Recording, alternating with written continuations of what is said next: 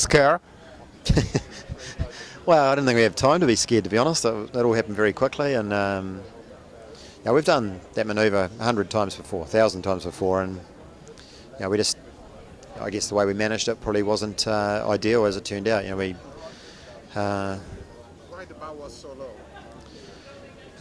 Well, we loaded up. We sort of came in. We had quite good breeze before the top, and then as we approached the top, we sort of bore off a little bit, got the boat foiling, and then turned down into quite a good path, and just loaded more than we anticipated, and as we sort of turned downwind, we basically stuffed the bows, and mainly the windward one. What you talked to the two guys that went in the water? That died in the water. I mean, they were scared. You have fun with them? No. Oh, no, we asked them whether they're going to charge for a whole day's work or not, but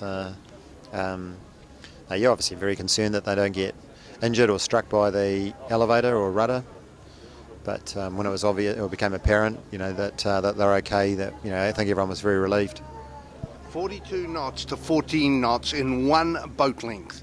Have you had anything as scary as that before? To be honest with it, it didn't feel probably as bad as it looked. It's easy to say, but it was certainly, you knew, you wouldn't want to push it any harder, we certainly won't be looking to do that again. But it's it's the nature of these boats. You've got to respect them and do everything perfectly every time, and we didn't execute that top mark very well. And when you think how big Rob Waddell and Chris Ward are, they were washed over like twigs, so it was like being like a fire hydrant or a water cannon coming across. Did you feel the pressure of the water as well? I think fortunately they'd sort of broken most of that before it got back to me, but it was like being in the Piha surf. Yeah, well, at that stage you're sort of not quite sure what's going on, but you're just sort of more worried about whether the boat's going to pop up and carry on. It never really felt like it was going to continue to go over forward. So I think the fact that we've got a lot of buoyancy in the bow, it makes a big difference. In the thousands of manoeuvres you have described in the Hauraki Gulf or here in San Francisco, has that happened before? Bow down like that, as dramatically as that? No, that's the worst stuff we've had, and you're definitely thankful that we've given ourselves enough leniency to be able to do it. And are Rob and Chris really okay? No injury? No, all the guys are fine. Probably a little bit shaken, but we'll obviously debrief tonight and talk through the whole thing, how we can do it better, and but the guys will be absolutely fine. And meanwhile, what happened to that huge piece of trampoline or whatever it was? The scale of it compared to the size of your crew was broken. I mean, what happened there and what happens now? Oh, the fairing on the port side obviously got damaged quite badly with the force of the water as it sort of tried to peel itself off. So we'll just replace that for tomorrow and then repair the damaged one. So the rest of the race is a sidebar. Excellent start, looking good at Mark 1. You're away.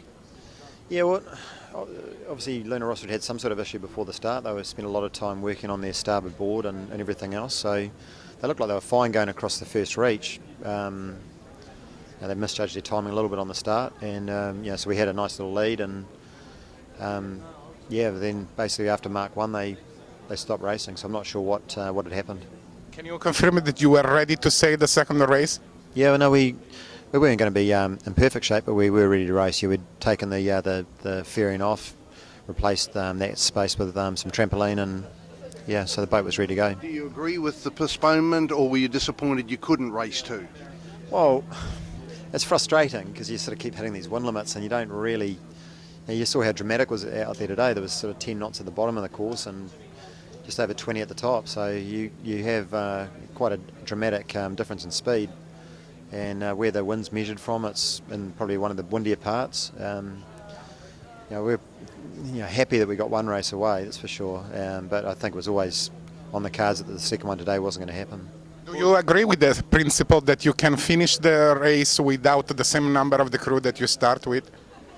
Yeah, well, it goes right back to our first America's Cup World Series event in Cascais, where one of the races we dropped Winnie over the side and we had to finish with 4. So I think in this type of racing, it's way more like dinghy sailing, and there's no way you'd be able to go back and pick them up. like in days gone by. So, it makes a lot more sense, and it's a lot safer if someone does go over the side that they are picked up by a chase boat. And I think it's right not trying to be able to get the chase boat back alongside to drop them off. How hard it was to save the boat with 2 guys less? Oh, we were taking it pretty easy down the last run, I'm sure you could see, and it is hard. It's hard with 11, so with 9 it makes it even worse. So. Dean, after all that's happened in the last month, the America's Cup has come alive. That mark rounding will be shown around the world in all the news stories. Yeah, well, it'd be nice to have the right pictures up there, wouldn't it? But it's a type of racing. It's going to it won't be the last time it happens. And as the breeze is in, and you've got the ebb tide like we have today and tomorrow, it does make the boats a lot harder to sail.